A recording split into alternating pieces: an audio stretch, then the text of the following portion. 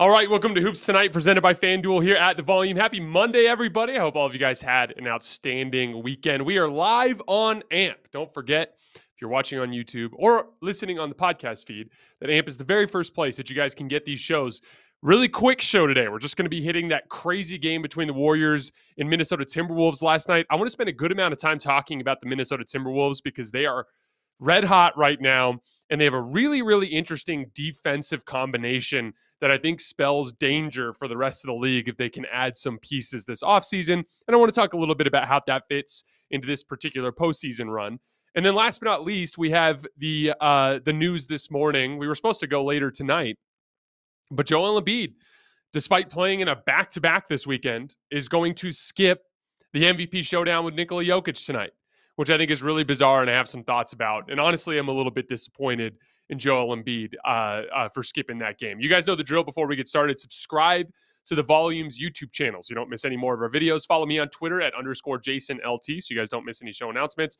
And if for whatever reason you guys miss one of these shows and you can't get back over to YouTube to finish, don't forget you can find them wherever you get your podcasts under Hoops Tonight. Lastly, before we get started, you guys have heard me talk about Game Time, the fastest growing ticketing app in the United States. If you're trying to get out to one of the Final Four games or to an NBA playoff game, to a Major League Baseball game, the new fast Major League games with a pitch count, an NHL game, or a concert or comedy show, Game Time has amazing last-minute deals on tickets to all of these. So if you're trying to go out and see your team make a playoff run in the upcoming 2-month grind of the NBA playoffs, Game Time has you covered. If your favorite artist is coming to town and you need to get out and see them perform live, Game Time has you covered. They've taken amazing care of me in the past. I know they're going to take great care of you guys. You're going to get a good seat. You're going to know exactly what you're getting yourself into. You're going to get a good deal. I highly encourage you guys check it out. So no matter where you live, get out and have some fun this week. Download the Game Time app, enter your email, and redeem code HOOPS for $20 off your first purchase. Terms apply. Again, enter your email and code HOOPS, that's HOOPS, for $20 off. Download Game Time today.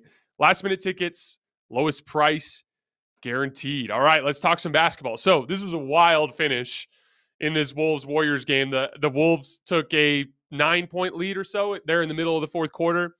And as has been a theme throughout this entire season, the Warriors, despite all of their personnel limitations and all of the things that have gone wrong, they've shown a great deal of fight. And I swear, I don't have the numbers in front of me, but and maybe one of you guys are crazy enough to do the digging, but I swear they've come back from 8-9 point leads in the fourth quarter at least a dozen times this year. It's just a very, very recurring theme for them. They take on a hectic nature defensively and pushing in transition, and Steph and Clay and Jordan Poole all just kind of find a way to make enough shots, and somehow, some way, they always end up in these close games at the end. And, you know, what's interesting is they've been better as of late. Steph has just in the last week closed out 2 games with outstanding execution down the stretch. But it's been kind of a theme throughout this season that they've had some uncharacteristic execution mistakes. And you saw some of those mistakes come to the surface in this particular game. I want to focus on the end of the game here to start, and then we'll go into the middle portions of the game because I do think that the matchup problems that Minnesota presents to a lot of teams are super interesting and makes them super interesting as a play-in threat this year. So first of all, the Warriors, Jordan Poole ends up knocking down a corner 3 at 96-94 with just over a minute left to give the Warriors the lead, right? And Jordan does a little dance in front of the Wolves bench, runs back on defense. Gobert has this deep seal underneath the basket, and Minnesota enters it to him. Draymond just kind of pulls him underneath the basket and fouls him. Rudy misses the first and makes the second, so it's 96-95. But there's only 29 seconds on the game clock or whatever, so they dribble up the floor, and they're kind of in this weird spot where, like, you probably should foul if you're Minnesota, but hey, maybe if you get a stop, you'll have 3 or 4 seconds to get down and get another shot. Minnesota opts not to foul. And I think Steph Curry kind of saw that coming because when he kind of dribbled into the lane there, he got up to the foul line, you were expecting him maybe to just hold on to the ball or dribble it out and wait for someone to foul him. But it became clear that Minnesota was holding on. So Steph makes that hook pass back out to Draymond. And I would imagine he's circling back out to try to get it back. But Draymond throws a quick swing pass to Klay Thompson and Kyle Anderson, who we're going to spend a lot of time talking about today when we start diving into the Wolves, just sticks one of his super long arms out, deflects the ball.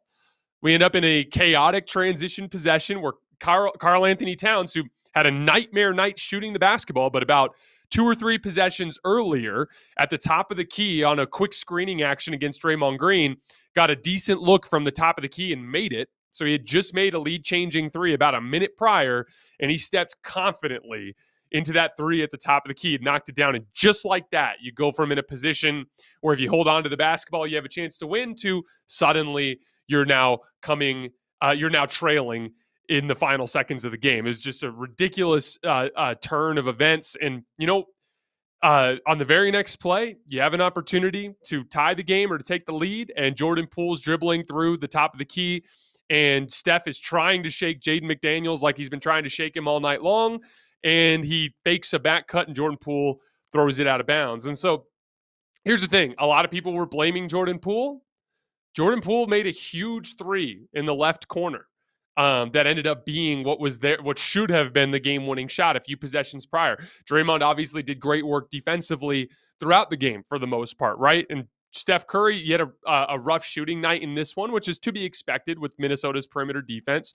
But the reality is all 3 guys I thought were directly involved. Draymond obviously has to be more careful with the basketball. When you're playing against length, you have to use pass fakes. You cannot just throw the basketball around because there's arms everywhere. You've got to throw a pass fake in one direction to get the defender to lunge before you make those swing passes on the perimeter. Otherwise, you're running into some danger there. And on the back cut play, I saw a lot of people blaming Jordan Poole, here's the thing. I blame Jordan Poole and Steph Curry equally for that exchange. Here's why. Jordan Poole shouldn't have thrown the pass, no question. Why? Because Steph wasn't open. That's why you don't throw the pass. But on the Steph side of things, one of the most consistent messages I've heard from basketball coaches since I was a little kid all the way through high school and through college was never, ever fake a back cut unless it's part of the play, because of that specific play right there. Whenever you fake a back cut or even make it look like you're about to back cut, they usually don't open up and they're usually only open for the briefest of seconds between the perimeter defender and whoever's in rim protection, right? So there's a very small window there, and a lot of times you're passing someone open. You're throwing as the offensive player's even with the defensive player, and he's catching up to the basketball, right? So there's a very brief window there, and you should never fake a back cut unless it's part of a play. On the perimeter, V cuts, they're not back cuts. You're walking into your defender and you're kind of giving them a shove and you're breaking open. There's no reason to necessarily fake a back cut all the way through, or don't cut at all unless it's a part of the play. Not Steph's fault for the turnover. Jordan Poole shouldn't have thrown the pass, but Jordan threw it because he thought Steph was cutting. That's a consistent miscommunication you'll see on faked back cuts. So here's the reality of the situation. Despite all of the personnel limitations, despite playing well enough to beat the Wolves last night and to have a lead going into the final possession, you had 3 execution mistakes. Draymond Green throwing the bad pass, Steph Curry faking a back cut, Jordan Poole throwing the ball out of bounds. That's enough to lose you a game. And unfortunately, that's been a recurring theme this year, although they've been better in the recent weeks. And again, just like I've been telling Laker fans, yeah, it sucks that you played well enough to beat the Mavericks, and it sucks that you were up 3 or 4 with, 35 seconds left with the chance to win the game, and 2 mistakes from Anthony Davis cost you. But the reality is it doesn't change anything in the standings. Yeah, in the locker room, you might be like, we played well enough to beat the Mavericks tonight. In the locker room, you might be like, we played well enough to beat the Wolves tonight, but that doesn't mean anything in the standings. It still just counts as a loss. And unfortunately, they were in a really good position to avoid the play-in tournament, and now that's not as clear cut. Now they're going to have to play near perfect basketball down the stretch of the season to get out of that 7 seed and to lock down that 6 seed. So it's a really unfortunate loss and a painful one that the Warriors are going to have to overcome. But I wanted to spend some time talking about the Minnesota Timberwolves. This has been one of my favorite teams that I've covered throughout this season. This show, we kind of focus on the top teams in the league, right? So we're going to see a lot of Bucks, Celtics, Sixers, a lot of Nuggets, a lot of Lakers, Clippers, Warriors. That, you guys know that's what we do. We cover the teams that I think have a real chance to win the championship. But when it comes to the lower echelon teams, I focus on teams that I genuinely like, that I think are going to be really interesting and impactful teams in the future of the NBA, right? That's why I've talked a lot of Knicks. That's why I've talked a lot of Minnesota Timberwolves. That's why I've talked a lot of Oklahoma City Thunder, right? Those are the teams that I've been focusing on as I look at the next era of NBA basketball. And I've talked a lot about how this interesting tandem of Jaden McDaniels and Anthony Edwards as perimeter defenders is a super interesting complement to Rudy Gobert. And, I think you can actually couple Kyle Anderson in there now. It's complicated because I talked a lot about Minnesota's future and them needing to upgrade that Mike Conley position and upgrade that Kyle Anderson position. From the Mike Conley position, more from a size and athleticism piece. But on the Kyle Anderson piece, it's more offensive. They need more skill at that specific position because they get trapped into these half-court sets. And a big part of how the Warriors got back into this game is they got a ton of stops down the stretch because you just have too many non-shooting threats. Jaden McDaniels has had some success lately. He's had a couple 20-point games in the last week. He's doing a lot of work coming off of dribble handoffs and curls to get into the lane. And he's got a really nice little 10-foot turnaround jump shot that he can make there in the lane. And he's finding ways to score, and he's knocking down his corner threes, and he's doing all those things. But the reality is in a slow down half-court environment against an elite defense, he's a below-average offensive player. Same for Kyle Anderson, same for Rudy Gobert. And so there's some limitations with what you can do offensively. There's too much on the plate of guys like Mike Conley and Anthony Edwards and trying to fit Karl Towns into all of this as well. They need to upgrade some stuff there. But defensively, there's this insane foundation. Any lineup that includes Anthony Edwards, Kyle Anderson, Jaden McDaniels, and Rudy Gobert this year for the Timberwolves in 1,111 possessions is outscoring teams by 11 points per 100 possessions, which is outstanding. And most importantly, in the half court, they are holding teams to 90.9 points per 100 possessions. As a point of reference, I told you guys that the Boston Celtics from last year in the postseason were the best half-court defense I've seen in this era. And they held teams in the playoffs last year to 88 points per 100 possessions in the half court. That's in a more physical environment with more pressure, with a tougher whistle. So what Minnesota's doing defensively with that group is extremely impressive. But it's just kind of interesting. It's going to be interesting to see how they make this all work, right? Because Karl Towns brings that perimeter shooting and that offensive skill, and that's vitally important, as you saw down the stretch of that game. But it's going to be interesting to see how they kind of piece together all of these lineups, because I really like Kyle Anderson as this big, long forward that just gets a ton of deflections and can work downhill against smaller perimeter players and make little nifty hook shots and bank shots and stuff in the lane. But you've got to kind of find a way to piece together a functional lineup there. You're going to need a lot of offensive skill out of that power forward position because of Gobert, right? So putting Kyle Anderson there limits you in your offensive skill. But if you slot guys up and you play Anthony Edwards, Jaden McDaniels at the 2 with Kyle Anderson at the 3 with Karl Towns and Rudy Gobert, now you're too big, not quick enough with your feet, and you have nowhere near enough offensive skill. So it's going to be interesting to see how they pair this all up. And that's why when I talk about the Wolves and their future, I keep looking at the odd man out as Karl Towns. Because I think if you can get just a really, really skilled two-way player in that two-guard spot, and then you get Jaden McDaniels to take offensive leaps over the years, I think Kyle Anderson makes sense at that forward position. But Karl Towns, the two bigs thing, you're too slow with your feet. You can't run around in rotation. I just don't like how that all works. And when you plug him in there, you give up too much defensively. So they're going to have some decisions to make in the future. But there's a really interesting core concept there, which is outstanding perimeter defenders. Anthony Edwards, who's more of like a bulldog point of attack guarding other guards. And then Jaden McDaniels, who's like this lanky wing who has a ton of positional versatility defensively with a ridiculous rim protector behind them in Rudy Gobert. That all works. They're just going to have to figure out how to piece it together with the right combination of offensive skill and defensive versatility at that two-guard spot and at that 4 position. It's going to be interesting to see what they do over the years. And they are a legit threat. There's a good chance they get that 7 seed or the 6 seed. And for the Lakers' sake, they better hope they get the 6 seed, because that is a really tough matchup for them, because we know how the Lakers struggle with ball pressure guards, right?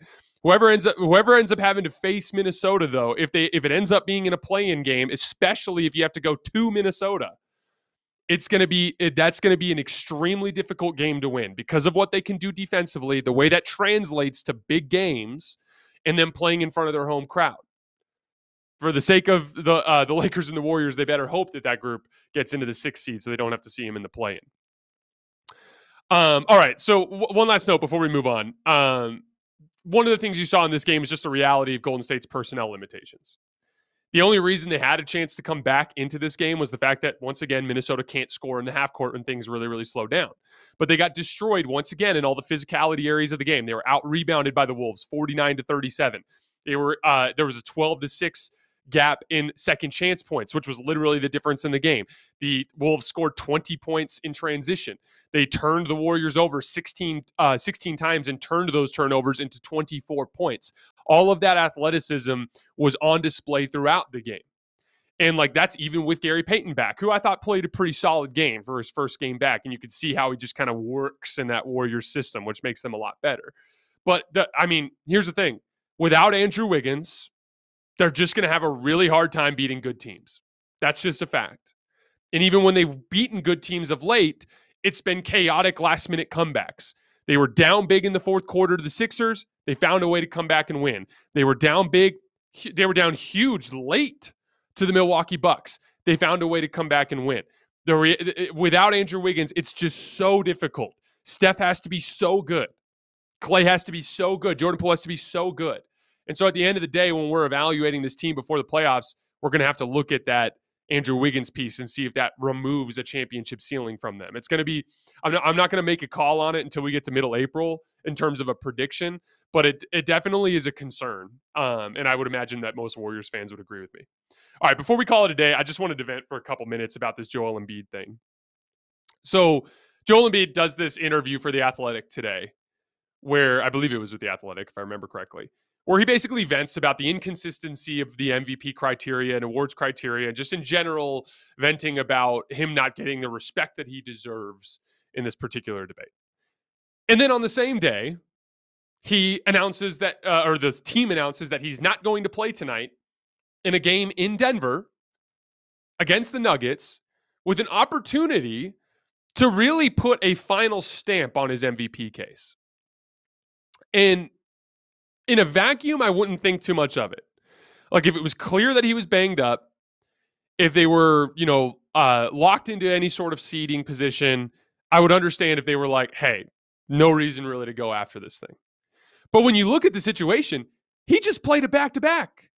He just played in Golden State and Phoenix. Now, and James Harden didn't play in those games. So those were low probability to win games without James Harden, and he still played in them. James Harden is playing tonight in Denver. At least it's been reported that he's on track to return tonight in Denver. So here's why I'm confused. You were going into that game, you were a game back of Boston in the loss column, if I remember correctly, and Boston had the tiebreaker. So you were effectively 2 games back of Boston. And so you're going to be the 3 seed. That was just going to happen. Boston's playing like crazy because they're still, I think, vaguely within striking distance of Milwaukee, and they have a chance to play them on Thursday. So you weren't going to pass Boston. And they were low probability games anyway because they were in Phoenix and in Golden State. So why in the world, the one thing he had to fight for down the stretch of the season was show us you're better than Jokic. Go get the MVP award. And I know he wants it. So it was really, really bizarre to see all of that buildup to this game. And again, maybe it was the medical staff that stepped in, but I don't buy that when he just played a back-to-back. If this was an injury management situation, why would he play 2 nights in a row? It just is genuinely confusing. And again, maybe he looks at it like, okay, it's elevation, and it's going to be a really tough game to win. If we lose the game, then suddenly Jokic gets that stamp of approval on his MVP case. But as a competitor, I don't understand that thought process. Yeah. You stand to lose a lot by going into Denver and losing. But you also stand to gain all the glory by going into Denver and winning. And that's what sports is all about. And I'm not going to get into it today, but there's this kind of I was talking with a friend about this morning, actually. But one of the things that I've seen just with the way that basketball players are brought up now in the AAU culture is a lot of times people are prioritizing things like, oh, I just got to get to that max contract. Oh, I just got to get to this particular financial goal or this particular personal goal. And I respect the importance of that. Like, got to go get your money, man. Like, you got to take care of your family. I get that. But the flip side of it is, like, where's that raw competitive energy? You know, like, I don't know about you guys, but I'm on the list of people who's such a fan of the game of basketball that I would play it for free. Like, if I could, I'm not an NBA player, but if I could play for the Lakers for free, I would do it. That's how much I love the game. And like, as a competitor, I think that it bothers me sometimes when I see guys losing sight of those battles and what they mean. Like, go into Denver and beat Jokic. And you know what? Maybe you lose, but maybe you go for 37, 13, and 8, and you go down swinging, and the world respects you more for it. And it just backing out entirely, I thought was a confusing decision. And who knows? Maybe he played in this back-to-back and he messed up his calf. But like, as a competitor, I would have understood it more if he said, "Hey guys, not playing tonight in Phoenix. I want to kick Jokic's ass on Monday. That's what matters to me. That's what we can get here down the stretch. I can send a message in that game. Let me sit out against the Suns." I just was confused by the thought process. Last thing I'll say about it, I have been very impressed by Joel Embiid's fight throughout this last few months. So, like, I hate to color the entire situation by one decision, but like, the Joel Embiid that I've been watching for the last couple of months would have wanted to play in this game. And so that's why it's confusing to me. All right, guys, that is all I have for today. We are taking Tuesday and Wednesday off, but we're going twice on Thursday. So Thursday morning, we'll be covering Tuesday and Wednesday night's games. And then on Thursday night, we're breaking down that showdown live on AMP after the final buzzer of Celtics Bucks. As always, I appreciate you guys, and I will see you on Thursday morning.